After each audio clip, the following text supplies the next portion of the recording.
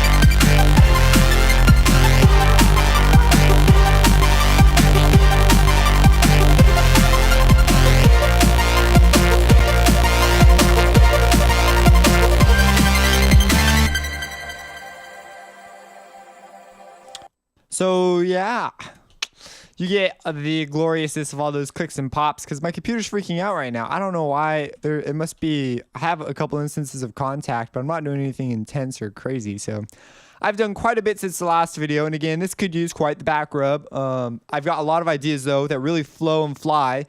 And so all I really need to do now is sort of structurally arrange it. And there's a lot more elements I want to add that'll just be little cool little background things that'll make it really unique and sort of special and create a big atmosphere.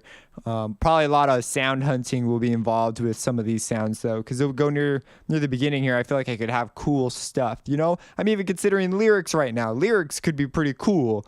So we'll see about that. Now when the drop hits, it's a little unnatural, and this melody right here I'm considering changing just because the number of notes kind of takes away from the spaciousness of the whole experience, but we will talk about this. Let's start at the beginning. I'm going to try and remember everything that I did thus far before I go any further in this track, because I want to keep you up to date, you know, on what happens, so you can pick up some production techniques for when you want to make liquid drum and bass. So the deal is, okay, so we have this stuff's not new. This stuff's all old. This stuff is old. Now this, I did add in a layer of a harmor. So come over here. I did add in a harmor. It has a pluck on it, and it is mirroring the 3 oscillator that I added in the previous video.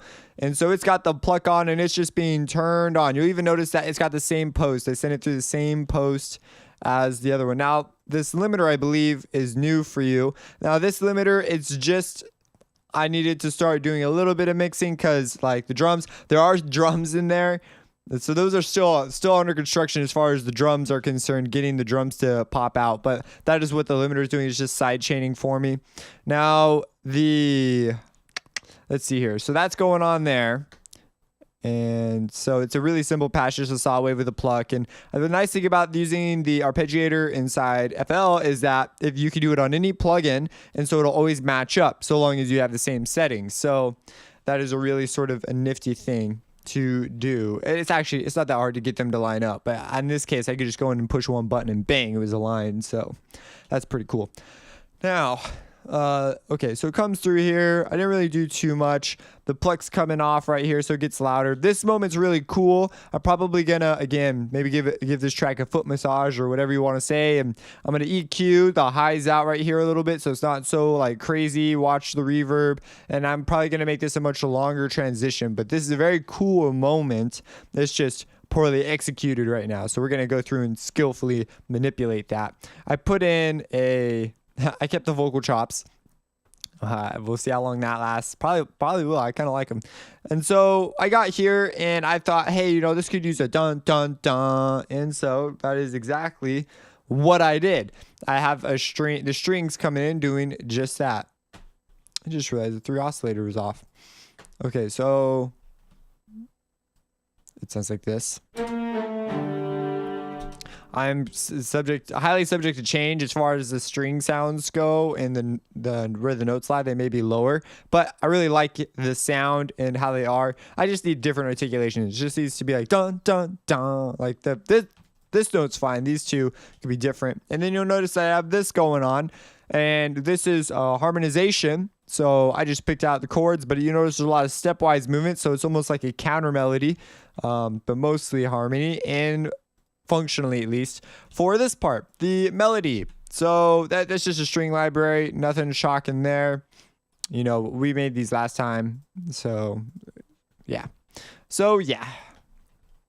Okay, did we make these last time? I don't remember if we did. String ensemble and section 1 and 2 perf inside Kontakt. If you want to know the libraries, I believe this is Session Strings Pro. Okay, now we have this over here. And the reason this is even a thing, whatever. The reason this is even a thing is, so when I first started producing and I knew jack squat nothing about sound design, and every preset was like black freaking magic, I turned it up. I could go through these presets on the VSTs that came with FL, and I was like, wait, whatever sounds they make, those are the ones I have to live with. I didn't know anything about sound design, zip. And one of my favorite presets to go touch was one in Citrus called Dream Bell. So I came in here and I'm like, this is a perfect sound for this. So, oh my gosh, I just love this sound. And so I literally didn't do anything to this. It might be touched a little bit later, but I took the melody out of these patterns and made their own thing, just so that I had now some people say, why don't you just merge the patterns and do that? I like having them separate. So it's just personal preference for, maybe I want to get something more individually later. And this is just the way I do things. So I could merge patterns and be fine, I guess, but I like having them separate. And so I put that on there to layer the lead, and I layered the lead because I had an issue with the lead, specifically on pattern 9. Pattern 9, if I turn these guys off, let's see how choppy the lead is. Those higher notes. So those higher notes are a little they don't fit the character of the track. So I'm probably even going to go clone this Kontakt, take just those upper notes, delete them from this pattern, and then add delay and reverb to them to round them out, make them fit the character better. But when combined with this Dream Bell,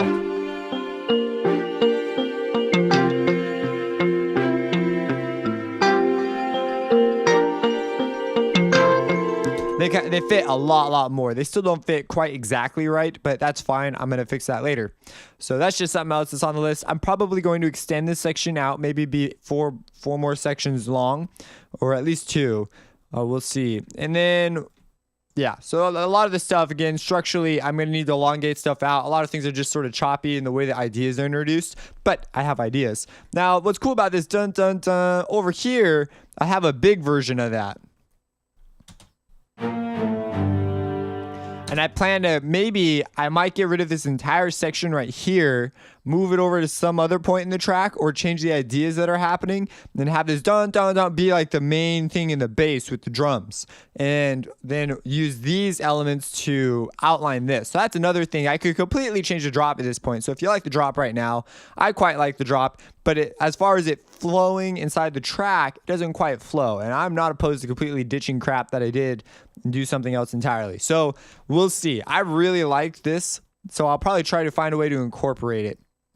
We'll talk about the drop here in a second. Well, first let's talk about this riser, because it's pretty cool. So that's all the changes I could think of that I made up to this point. And besides writing a melody, I did write a melody using the Dream Bell and the Kontakt library. So no new sounds there. I took a Leviathan riser out to layer in a riser that I made. It's just got a bandpass filter with noise. At least I suppose to myself that this is a bandpass filter. Maybe I'm wrong. So you know, it's one of those things. So now I have mine, and it's being what it is. If you watch my Citrus from the sound design with Citrus, I believe I do this on risers. I don't remember if I do or don't, but I use the noise oscillator on 1. If you turn the noise oscillator all the way up, it'll just output noise. So I just use this for noise. And then it's being low passed using a free filter, being that low pass filter is opening up, and there's some reverb on it. That's pretty much it. So on channel 9, that's what's going on. Now keep in mind, this stuff is on this channel. The channel next to it's got a sine wave on it. Okay, and this sine wave is being pitch bended on the riser lead. If I go to the riser lead and I go to my output 1, you will notice that I have a sine wave. That is literally all that's there. So it is doing its job though, because as it's going through the same stuff, because it's going through this channel, as you can see, is going into this channel, and it's receiving these effects. So this filter rise affects that channel, so that maintains sort of like the integrity, and it's receiving the same reverb, so it sort of glues it together. What's cool about this one is I'm using gross beat. I'm automating gross beat on and off. It's an amplitude. It could do amplitude gating according to whatever you're at. It's basically volume automation, fancy. So what it is, I'm using 1/4 gate, 1/6 gate, and 1/6 gate, and 1/8. And what you have to do, because what I wanted was one of those risers that goes do do do do do do do do do do, and it gets faster as you go up. And so I use this. Now you'll notice that on the what you do when you want to automate this, because it's a little tricky, I guess. So here's the automation. And gross beat's one of those things that you got to know a couple things if you really want to automate it and have it do what you want to do. So it is being automated. I right-clicked the pattern and clicked create automation clip, and I created an automation clip at the level of 1/4, the 1/4 gating option. Then I wanted to have it go, increase in speed as it got faster. And so to do that, I simply just right-clicked copy value, but that's still not enough because it has to line up based on its syncing. And I didn't want it to do that. I wanted it to change immediately. So you'll notice here, trigger sync and position sync are off. So they're off. So as soon as it hits it, it'll change. And then these are off as well. This one's not off. This one's on 4 beats. So if I were to copy and paste this entire thing and move it over like 1 beat, that will like mess up when my gross beat starts. Like it'll wait. It won't start immediately. So that's something that you need to be aware of, just so you know. And okay, so that's that. Now here's what it sounds like when combined with everything. And you will notice also the pitch bends themselves. I have this thing where it starts out really low, like G0, and then it gets really high. Over time, it reaches this and this a little faster, and then jumps all the way up here at the very end. However, I am considering shoving this entire thing into like 1 bar, and I'll show you what that sounds like here in just a sec. So here's it as a full thing.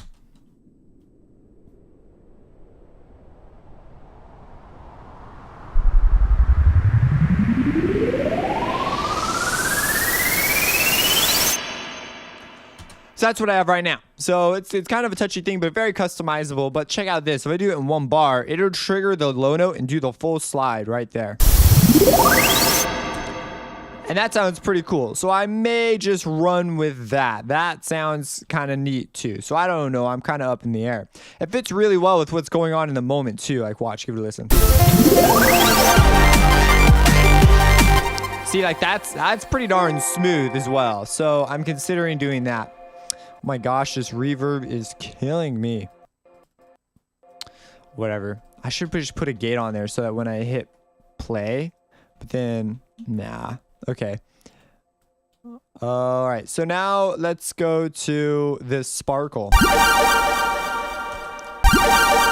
That's what the sparkle is. Now, I hear this stuff in other people's tracks all the times, and I was like, dude, this is the perfect moment for me to do one of those sparkly, fast chord movement things. So all it is a Citrus patch, and it is just a sine wave with some effects coming out. Now, the effects, I turned the chorus off because it was making it all blurry. Am I using unison? I have unison on at 2, so there is unison. And okay, so, and the reverb's on. I'm using internal reverb. I don't believe I'm using anything else available to me in Citrus. So it is going out to channel 11 where it is receiving reverb and delay. So that causes it to sort of So the way you make something like this is, again, you take a saw wave. I oversampled it times 16 to get rid of aliasing, because there's pretty much always going to be aliasing with saw waves. And when I'm playing high notes, and as you can see, this is what I turned on to 1/4 beat, and I outlined the chord and the way that I wanted it to sound. Originally, it was a little lower. The notes, these notes went down a little bit further and came back up. I didn't like that. I wanted them to end on the high note, so I arranged it to do so. And I got this cool little thing right there, and it shows up right here in where the riser in. So it's kind of a nice moment. We did this thing last time with the Ryzen hit library. Went through and picked one out. Pretty cool. It's a gentle sub 2.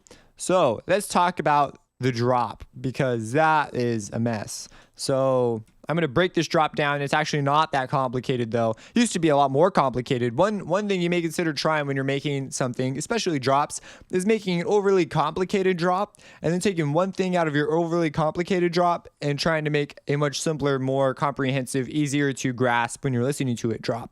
That's one thing that I find works for me, especially when I get stuck, because it's gotten too complicated, is I just keep getting more complicated. I'll do what I think I should do, even though I know that it's not going to sound that great. I feel like I should do that. And then I'll go back and I'll change stuff and I'll take crap out. Maybe I'll take a break, come back, and then just take one sound out of there and try to make an entire rhythm with that one sound. You know, instead of focusing on, because you get distracted with the sound design. So you got to come back with sort of a songwriter mindset the second go around.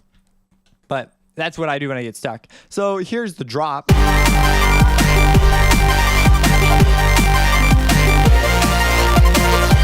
So let's talk about what's going on here, because there is plenty going on here.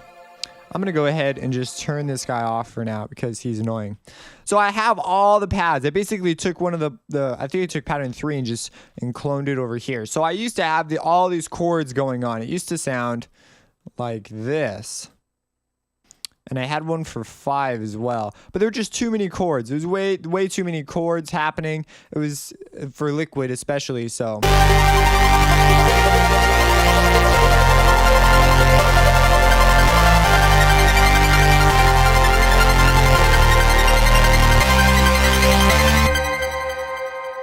So that was just too much, but those were the original chord progressions, so I took it and chopped it up. Look at that. And you can see I just picked out different chords from each. Now I could go in and rearrange stuff. I could also use that as a drop or a bridge sequence later. But if we open up one of these, we'll notice that these things are still on in the background. They're still there. They still make noise. But it's going to be interesting mixing, because these are definitely going to need to be in the background. But they help create the atmosphere. So I'm probably just going to have these parts softer at these moments and louder in the intros. Mixing, go figure. So now we've got, okay, so there's a couple of things going on here. Number one, the chords. You might be saying, how'd you pick your chords? Well, I picked the chords from earlier in the track. I embellished them with a couple like 7s and stuff. I have these nice running up and down bass lines, which are kind of a nice deal. And they have been copied across channels for just different colors and textures, just layering. This one's an ARP though. So, let's see here. So it's going through the strings as well. So the strings are also making some noise. Now, that's pretty much the chords in a nutshell. And the way I did the chords is these are all the same chords except for I go to a C, which is in the key of G minor, is a plagal cadence. So I kind of had plagal cadence in mind. I was thinking 4th, so that's pretty much the same thing to me. I was thinking plagal cadence at the end. But yeah, if you don't know what that is, MIDI music theory, man, dude, bro, that will show you the ways of music theory and how to pick notes for chords. So I took my Sparkle, I continued to abuse it. We'll talk about the basses here in a second. And I just outlined it on every beat, but I have that delay and that reverb from down here with the Sparkle lead part. So I decided, hey, because it was not okay with the amount of reverb and delay that was going on. So I decided to, give it some reverb mix levels here. So they come up and down when I think it is appropriate. So we get this feeling of it going back and forth in our sound field, which is a really cool effect. And then I took the delay and to make the rhythms more complicated than they actually are, because they literally just follow the chords. Like there's no note I believe I used here that is not in a chord, except for perhaps on this last one. But that's just like That's just like MIDI music theory stuff. So go check that out. Now I use the delay to embellish it. So check it out. Listen for that do do do do do do do do, and listen to how this affects it.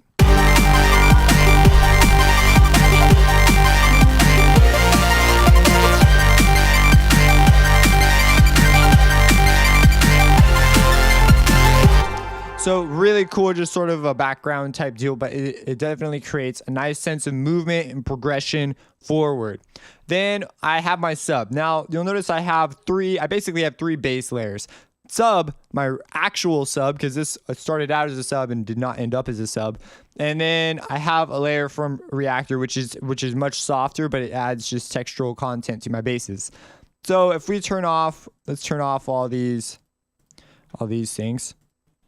Okay, so this sounds like this.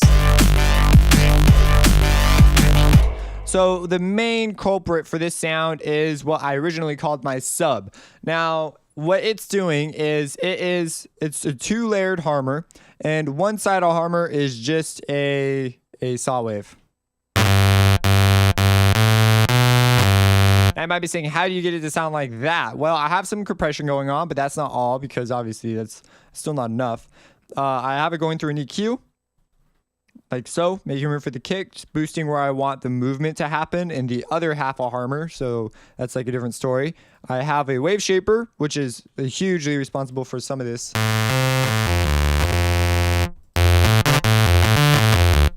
So it's going through the wave shaper, and just go watch my tutorial on FL12 wave shaper if you're curious what that does. Then it's going through another one where another mixing EQ where I just make room for the kick. And then it's also being sidechained. But this is, again, it's hard to believe there are even drums in this track if you're like a mixer. But that's something that I noticed in a lot of liquid drum and bass is either the kick and stuff is a main feature and you can really hear it, or you can barely hear it at all. Like it's just sort of a thump you feel it, but you don't hear it. And so it's really muffled behind stuff. I'm going to try and get it as clean as I can. However, this is a battle. I already know this is going to be quite the battle with the amount of sub I have going on here. So that's what's going on in the sub channel. Now, the sound design itself is really simple. So one, this is just a saw wave. That's literally all it is with some compression. And there is no EQ going on. Two, though, has EQ boosting these mids to give the movement I want. I'm automating the filter, and this is responsible for the upper movement. So together. And now the important part here is the pitch. So the pitch is at 0.51. This creates sort of a Reese quality to it, but it also creates a chordal quality. So if I were to play a chord with this, as you can see, it's not a good idea really. But one note is basically it's like a tiny chord. They're basically playing, what is this? 0.5, what is that, a fifth? It's halfway up. I don't even know. I don't want to think about this right now. But anyways, it's got this nice quality in each note. So it's sort of like tiny chords in the notes, or at least intervals. At the very least, it's harmonies. Chords, I guess arguably you'd say you need 3 notes, so I'd need another layer to do that. But it is getting this automated, and the harmonizer is a big part of this. So if I were to play this, you see the filter moving. Now watch if I get rid of the harmonizer. Adds just a touch. The layer comes in a really nice way. Let me get rid of these guys.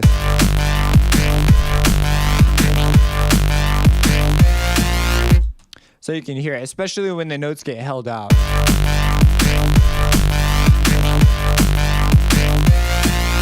This EQ is utterly important for that because I don't want the bass. You can hear the bass being like, and I don't want that to be the main thing. I want the main thing to be the don, don, don. And so that's what part of the drive is, that bass that goes in, but I distract you with the harmonization that goes with that bass. Because usually they're like one entity, but here I like separate them out, but they're still like the same thing. So it's a really interesting deal. So it's going in, and I don't believe I'm using anything. The compression effect is across both channels because that's just the way it works. Oh, and there's unison. There's a small bit of pitch unison, so this is getting a stereo effect on it. So it's being stereoized, stereo. Now, what else is going on here? Well, I have this Reaktor patch, and it is linked up to be controlled by the same. This automation controls a lot of things, not just that. It started off as just a filter. Then I went and dug through and found this. It's just a preset called Growler, and I took it. I don't believe I manipulated anything inside of it, and I sent it out to 8. 8 is receiving a reverb, so it's getting reverbed. It's getting wave shaped quite nicely. And without these things, without all this stuff,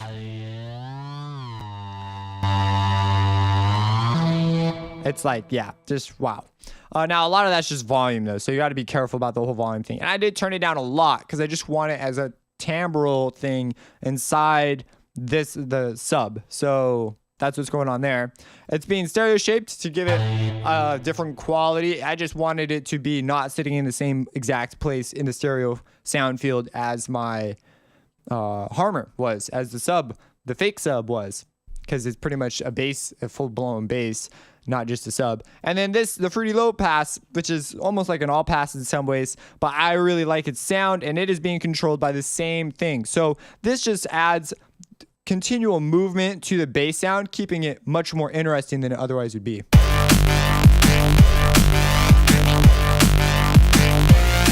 Like, you can hear it if you listen for it. If I solo it, it's really easy to pick out.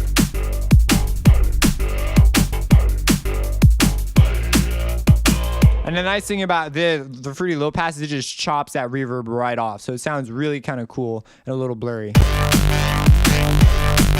Now, I did try to get a little fancy. Let's go back to this other sound. So that's that sound pretty much. Let's go back to this other sound. I tried to get a little fancy here. So I sent this sub. I sent it through channel 7. So it's going out in parallel, though. And I sent it through a compressor. So I tried doing parallel compression and whatever. That was an interesting experiment. I was just messing with crap. I didn't have like anything in mind, really. So I was just compressing stuff, and then I was turning up the post on the master band. And then I sent it through a limiter, which is because this was just going to create mud if I didn't do this. So, whoops. Wow, that was weird. Anyways, it was going to create mud if I didn't do this. So I was hardcore sidechaining this part. And then I was messing with a delay to try and get a metallic texture out of it. But the difference is so tiny that I might just remove it because, I don't know. It's just unnecessary at this point.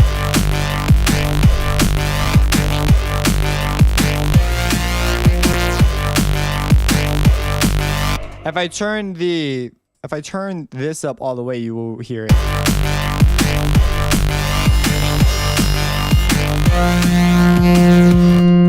So it's adding stuff, but it's like, yeah, I don't know. It's debatable right now. I'm probably not going to keep it because I can't really hear a difference. And in this case, this is a move that I'd want to hear a big difference. So I didn't do what I thought I would do originally with the delay. I'd probably have to do it to the original sub. So that might happen. Then finally, I have my real sub, and the real sub is a square wave.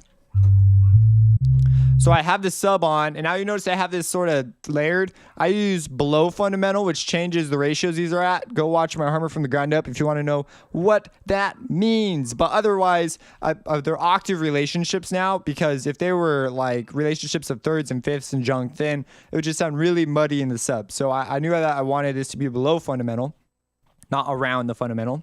And it's also got a crude low pass on, just chopping off the harmonics. I chose a square wave because if I ever do bring the sub up, because you may want to occasionally, just to give more timbre to your sub. But for now, I'm pretty okay with where it sits. I like the way the intervals sit. And it is receiving, it's going through 12. And it's also being low passed. And this low pass is being controlled by the fast low pass. I really like this filter. I'm always dragging this filter out. You'll notice that different filters sound very different. So you're going to want to drag stuff like this out. But anyways, it is being controlled by the same thing. So it matches perfectly with what our basses are doing. So it's really nice sub. It really filled up the low end. So now I can chop the low end pretty safely in the other stuff. And then when I'm mixing the kick, it can kind of just be a battle between this guy and the kick. I'm probably going to let these guys sit and make the kick just higher at the drop.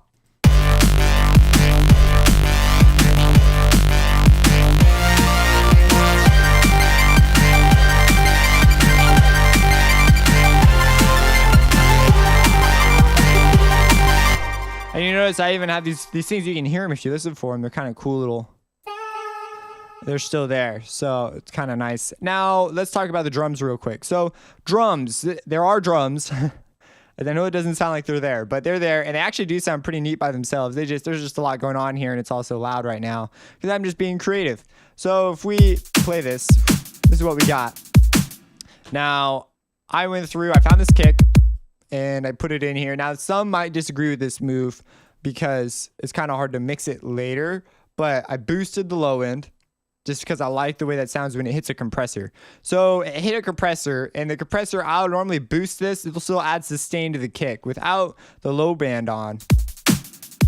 It doesn't pull the stuff out. So I'm expanding the kick. And you see it even keeps what's nice is it almost enhances transients. And then we've got the mid. And so the mid, what I find is if I leave the really soft stuff alone in a signal, because that's usually noise and crap, and then I boost the rest of the stuff, it'll add a lot more click and snap to my signal. If you're gonna do this, so you want to do it to mid and high, and high usually a little less, because the snap will become it'll make it sound boxy or dull. It's like when you boost the fundamental too much on a snare drum. Okay, well, let's just turn it off. So this is what it sounds like off. So that's there, is it on? See, now when you do that, you can hear that the high end on the snap sort of missing. And so you get it back doing that. And then the master band, I'm not doing anything special. So it is coming right up to the top there. So I got to be a little careful. So that's the kick, snare. Oh, and the kick is side chaining all sorts of crap, as you can see. I could do more buses. I probably will as I do more compression madness stuff. But anyways, the kick's going through. So I have two kicks. One's a low kick. It's just a thump. I mean, two snares. I've been saying kick, snares. And then I have a high snare.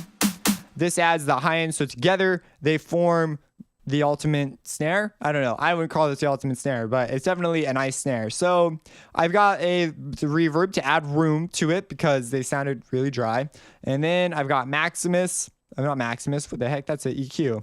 Anyways, at the end of the day, you can see there's a slight bump at the fundamental of the snare, just to bring out that section of it. So we're filling up this area. This is going to be a hotbed for a lot of stuff, though. So we'll see how that flies. And then this will probably end up being steeper later on, but maybe not. I don't know. Right now it's just sort of mud down there, though. So we'll see. And then a small boost in the upper end of the spectrum to give a little more shine to the snare. Now I'm using the exact same philosophy to get snap from it, except for I left the low alone because the low does not need help here.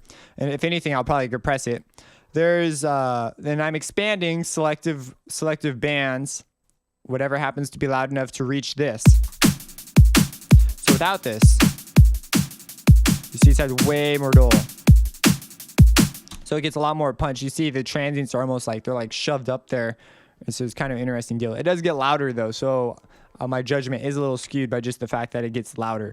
You'll learn as you get into mixing more. Maybe you're already really into mixing. Then you perfectly understand what I'm saying. Now listen to the hi-hats. They have a cool little quality about them. They go. It's like a subtle thing. Now, what is that? That is, so this guy, let's talk about the easy one. So this guy, I turned the out on him. He was going shh, and he's pretty soft, and he just is at normal volume all the time. And this is how loud he is. Like, that's just it. This guy, originally, he was a lot like clickier, and I toned him back to get more of a sound to make him fit better to what I wanted. And then I'm doing subtle things by raising particular notes. I'm just changing the velocity so it goes do do do do do do do do do do do do do do do. And in combination with this happening on every beat that this isn't happening. So this is happening on what, the 1 and the 2 3 4 of every beat. If you know music theory, that's how you subdivide beats. You go 1E into 2E into 3E into. So this would be 1 E and it's the ands. Oh my gosh, what the heck am I saying? It's on the ands. I'm saying us. These are the us right here. So these are on basically all any beat these are all basically strong beats compared to these beats, which are extraordinarily weak.